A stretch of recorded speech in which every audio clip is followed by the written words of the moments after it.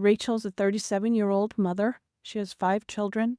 We've walked the trail for the last 25 years that we've lived in Maryland.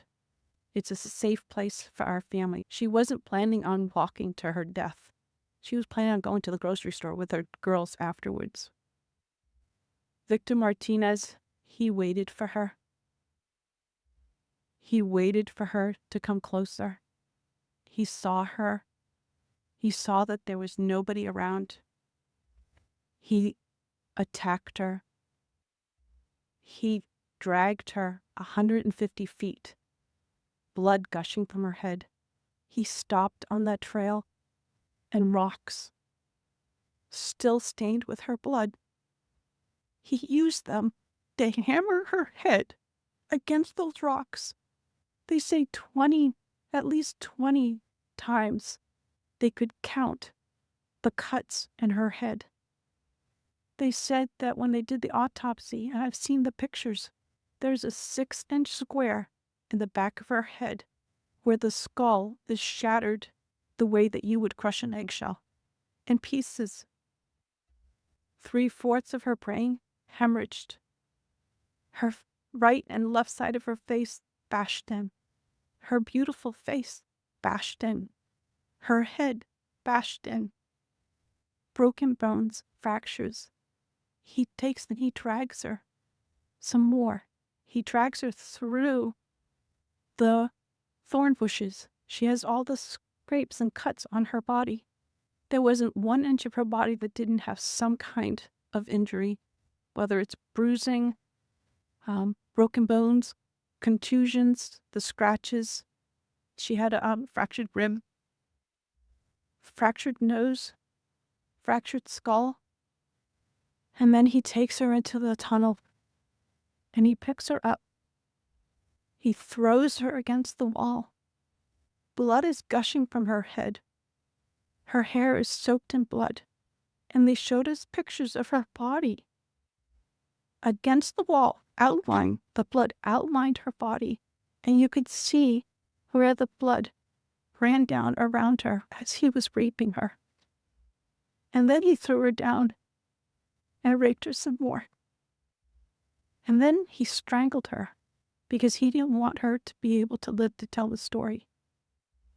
They said that when they did the autopsy on her neck, that one of the things they do is they open up the neck and they look to see how far the injury is. And it went all the way down as far as an injury is possible, hemorrhaging in the muscles, because of how strong and violent the group was around her. These are the kind of people that have no compulsion. Like, to them, this is nothing. And when he was sitting in the courtroom, he actually looked like he thought he was going to be set free. There was no remorse on his face at all.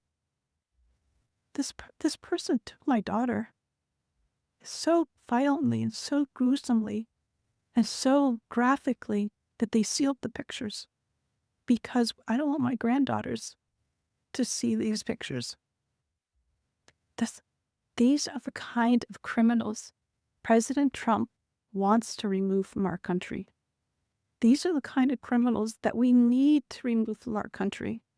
We are American citizens. Why should we allow people like this, violent criminals that have no conscience at all, to murder our mothers, our sisters, our daughters? What? I don't understand why there's even any kind of problem with this. And it's not that it's political, like the left or the right, although I understand different parties have used it in the past. But we have to look at it as we are American citizens. We need to protect our families, our borders, our children. I don't care about politics. Well, I do, but I want to preserve life. And that's the only reason why I have taken and spoken about Rachel all this time. If you're a mother here in the room, can you imagine standing there alive? You're alive, is someone comes and puts their hands into your chest and rips out your heart. That's what it feels like. It feels like a part of you is being ripped out of you. You can't even describe the pain. Just like you can't describe to your husband what it feels like to carry a baby in your womb, or to feel those first kicks, or to know just intuitively if it's a boy or a girl. It's only a thing that a mother knows. Why are we not protecting the American citizens? It's just common sense. Why are we not protecting our children?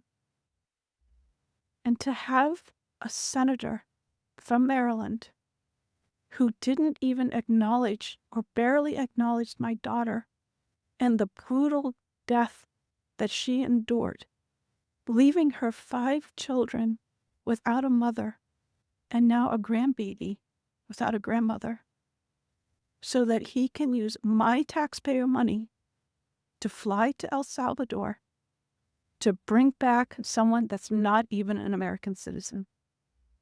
Why does that person have more right than I do, or my daughter, or my grandchildren? I don't understand this. Thank you. Thank you. Thank you. And I just want to say that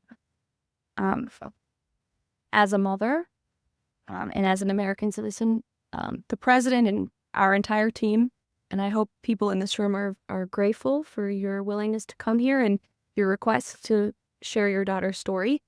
And I think the country hears you loud and clear. So thank you. Does anyone have any questions for Patty or for me? So I have a black thing. no, he let it. We'll see you all later. The president will be at his dinner later this evening. Thank you for being here this morning. Thank you. Thank you. Thank you.